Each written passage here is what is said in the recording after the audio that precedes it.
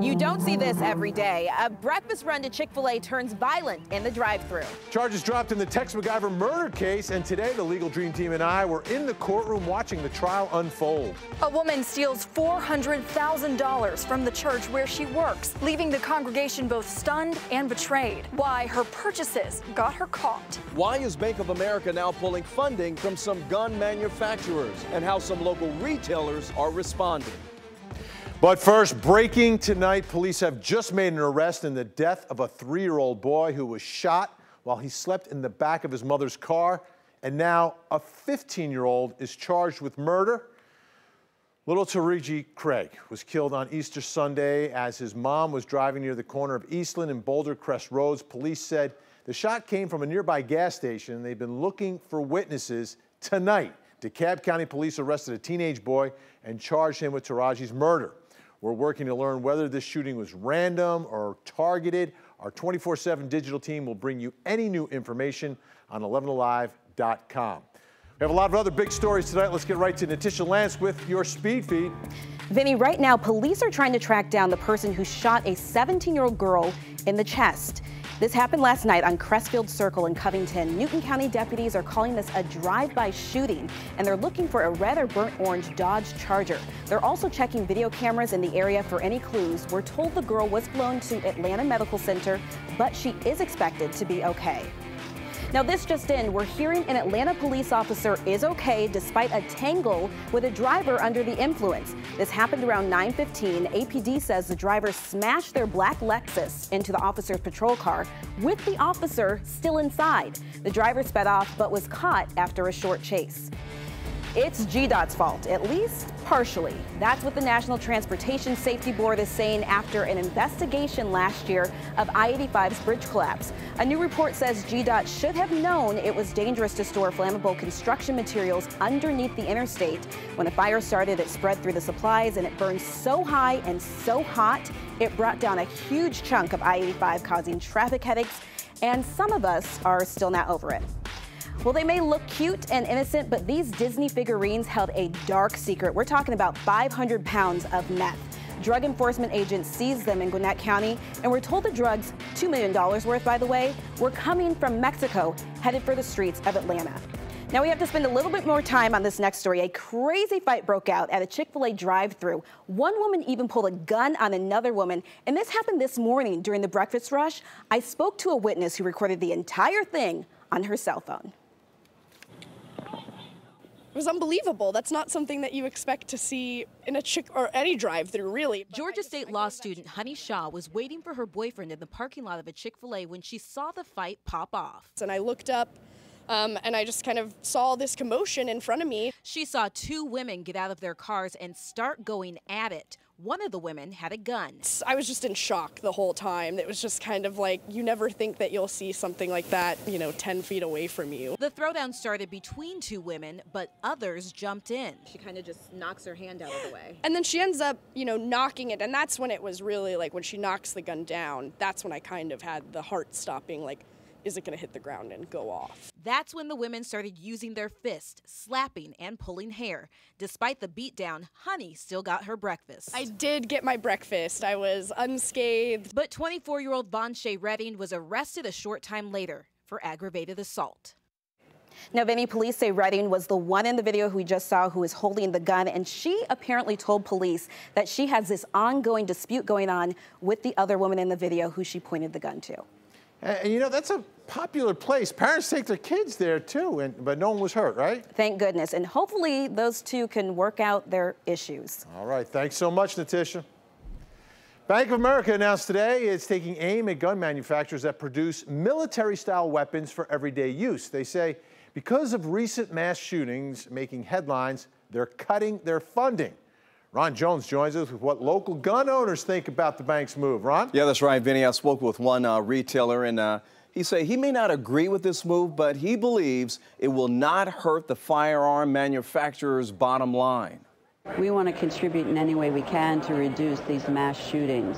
Bank of America announcing on Bloomberg.com they're now getting out of the military-style weapons manufacturing business when those firearms are sold to civilians. It's not our intent to underwrite or finance military-style firearms on a go-forward basis. They say the recent massacre in Parkland, Florida, and Las Vegas is the motivation for the move. According to the company's vice chairman, the decision is effective immediately. What do local gun retailers feel about Bank of America's decision? It's really not going to impact us at all. Jim Hinsdale believes BFA's decision is not going to slow down sales of military-style weapons to civilians, and it won't hurt manufacturers. Manufacturers are going to find funds wherever they need them. There'll be plenty of sources of revenue. Is it discriminating? I don't know, but it is their right to at least have their opinion. Financially, wise, I think it was a bad move. You want to get guns, you're going to figure out how to get guns. B of A's decision probably won't make a dent in gun sales. Even though Bank of America is one of the largest financial institutions in the country, they admit they only finance a handful of those type of manufacturers. I guess they've taken the lead. But those supporting the move call it the responsible thing to do. It would influence other banks and companies maybe to do the same thing. By the way, when it comes to those retailers, Bank of America stated they're only refusing to finance manufacturers that produce those military-style weapons for civilians, but have not made a decision on retailers that sell those same weapons. So I'm granting the motion as to count 6 because it was not an effort, attempted or otherwise, by Mr. MacGyver to influence Mr. Crane to withhold information from any of the 3 of the triumvirate. Count 7 fails for the same reason and an additional reason, meaning I grant the motion as to count 7. Really surprising day in court today. 2 witness tampering charges in the Tex MacGyver trial dismissed by the judge today because he said prosecutors did not present enough evidence. But, and there's a huge but here, MacGyver is still facing murder for shooting and killing his wife, Diane. He says it was an accident, and today, the defense called a sleep expert to the stand to try to explain how Tex MacGyver could have accidentally fired the gun while sitting in the back seat of his SUV. Okay, what was your diagnosis? REM sleep behavior disorder. Being awakened when the gun went off, is that consistent or inconsistent with the confusional arousal? I think it's one explanation. It's consistent.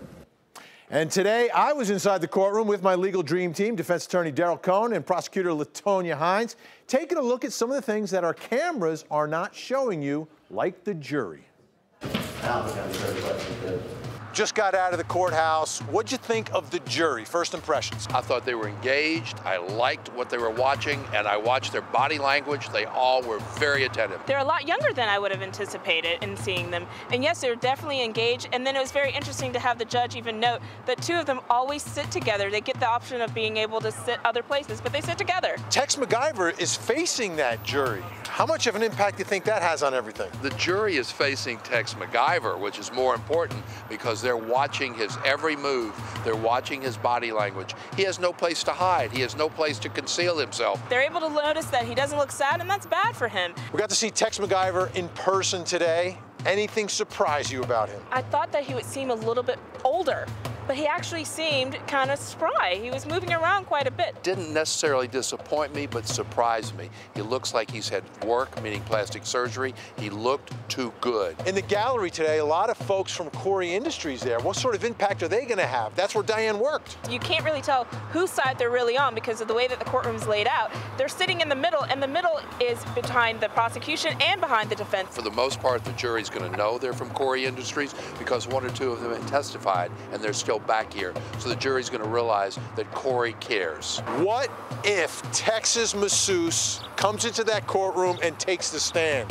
What sort of impact is that going to have on this case? She was wearing a pair of rain boots. My fiance and I had given Diane for Christmas. Nobody cares about bringing the boots into the courtroom, but what they do care about is why are you wearing the boots a couple of days after this man killed his wife? I think that is interesting, but it's not good for the defense. It's going to have a major impact for the moment. If it was my client, I would have her not wear the boots. I would have the boots at the counsel table and have one of the lawyers walk them up and let her put them on.